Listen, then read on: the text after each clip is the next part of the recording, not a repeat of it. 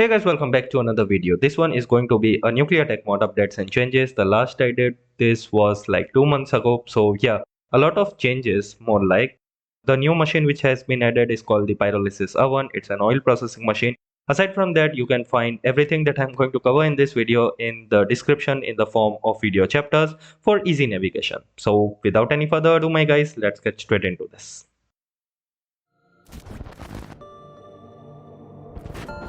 Starting with the Bedrock Ore Processing, we first have the mining drill whose speed has been nerfed, like quite a lot, 80% to be honest.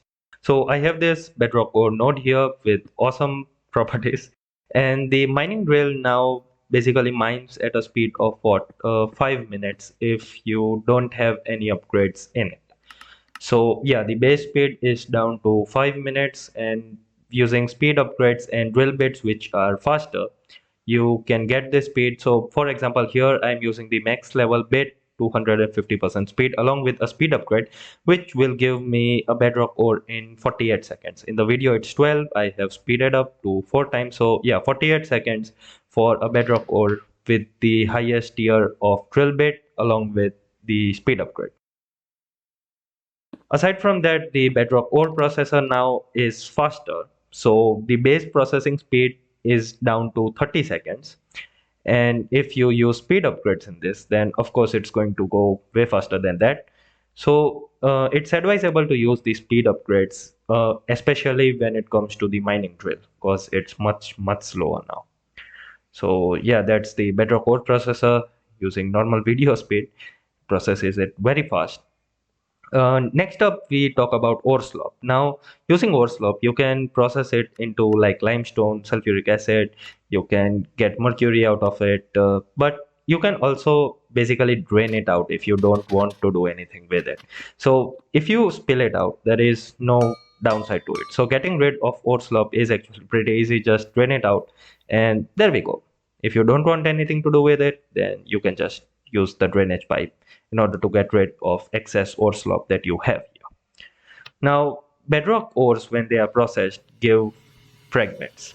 Now, one fragment is equal to one nugget. So, for example, I have a simple washing setup here, and the primary fraction that I got, if I process it again, then that will give me bedrock ore fragments. Now, these fragments can be combined in a crafting table, and this will give you the equivalent of what you would get by combining nuggets. So for example, if I combine the coal fragments here, then I should get coal powder, and same goes for sulfur, all of the other elements.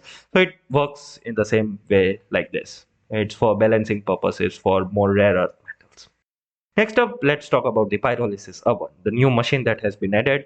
Here's the crafting recipe for it. Now, it's a fairly expensive oil processing machine mainly, but what it can do also is basically make coal a lot more efficient. So one of the more interesting recipes it has for coal is for syngas. So you can combine it with liquid hydrogen to get heavy oil. Heavy oil can once again be combined with coal powder to get coal gasoline.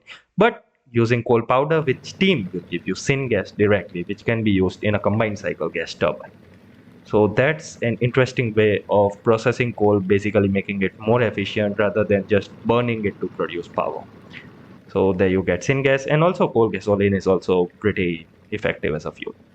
Now you can connect exhaust pipes, because if you won't do that, then a lot of pollution will be produced like the combination oven. So you can connect exhaust pipes from the top like this, and then it's a continuous production process for syngas. So that's one use for the pyrolysis oven. Aside from that, as I told you, it's an oil processing machine basically. So if we take a look at other recipes, you can also roast bedrock ores in it to obtain vitriol, like you would do in a combination oven. And aside from this, a lot of the oil products can be solidified and be produced into solid fuel inside the pyrolysis oven. So you can check out all of the recipes in just enough items. Next up, the oil derrick has received a visual upgrade. It looks much cooler now. The internal GUI remains the same, however, so goes for the upgrades. However, the oil refinery's GUI has changed completely. It looks way cooler now. So for now, this is processing hot crude oil. If you change the recipe, like for example, desulfurized hot crude oil, then the colors change. There's a visual change here. So yeah, that's pretty cool. using the oil refineries GUI. Next up, oil tar can be obtained, as you know, from various crude oil items or heavy oil, vacuum heavy oil like this. Now, this can be processed in a pyrolysis oven in order to obtain fine soot. Now, fine soot can be further processed in a mixer with high performance solvent to obtain fullerene solution, which will give you fullerene in a silex, and that can be processed into crystalline fullerite, which is used in a lot of high tier crafting recipes. So, yeah. Next up, the solidifier and the liquefaction machine. Both of them have a base processing time of 5 seconds now, so much faster than before. And using the speed upgrades, of course, it's gonna go way faster. After that, we come to nitric acid. Now, as you can see here, nitric acid, a single piece of niter will give 750 millibuckets of nitric acid now. And taking the look at the recipe for chemical plant, with sulfuric acid, if you mix niter, you will get 1000 millibuckets of nitric acid. Another recipe in the chemical plant is for the rocket propellant, and you can use 100 millibuckets of nitric acid now. And one easy way to obtain niter if you have thermal is by pulverizing sandstone. So you'll also get sand as a byproduct of this, and sand can be used to craft fiberglass, which can be used to craft insulators for fuel rods, which is very useful for automating pressurized water reactors. Now, the crates are compatible with inventory tweaks mod, which you know is very useful for sorting out your inventory. First, this was only available in chest, but now nuclear tech mod crates are compatible, and the inserter now has a destroyer mode. So if, for example, you are inputting excess items which can't go anywhere, so the inserter will no longer spill them out. It will just keep on destroying them. So as you can see here, there is no spillage. The inserter is just destroying all of the excess items. Artillery shells have an updated animation. I think I made a short for this. As you can see, they look way cooler now. And this goes for the high explosive artillery shell, the normal artillery shell. And let's just decimate this village completely. No point in leaving out. So that's the updated animation, the explosion animation for all of the artillery shell. And another interesting change here is the nuclear shell.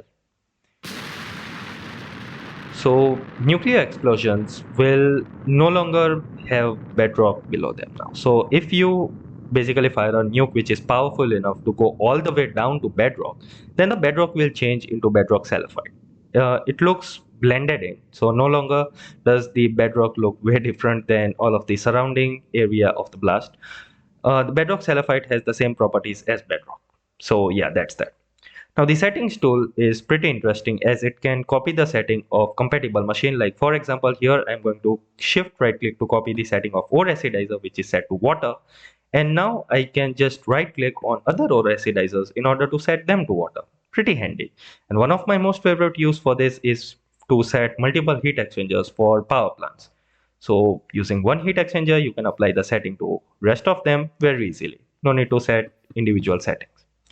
Another thing is the power pack upgrade, the battery pack upgrade, sorry, for power armors. The normal one will give you a 1.25 or 125% boost in battery. The second Mark II will give 150% boost in battery, and the third Mark III will give you a 200% boost in battery. Also, the RF to HE conversion rate has been changed to 2:5. The HE to RF conversion rate, however, still remains to 5:1. Next up, we have plushies, two of them, which are pretty cute. You can right click them. And along with plushies, there are also a lot of bobbleheads which were added way before, and they appear as treasure when you view them with neutrino lens. These are for all of the contributors to the mod.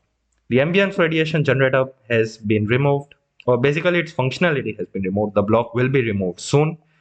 And finally, the last thing that I want to cover is that cement is edible now. Why you would want to do that, I don't know, but you can eat cement now. So yeah, that's nuclear tech mod for you. And finally, steel walls and steel corners are much cleaner now. They look better than before. And so yeah, that's that. I hope you guys enjoyed this video. You found it useful. If you did, please do smash that like button and also subscribe to the channel for more content like this. Peace out, my guys. Stay safe.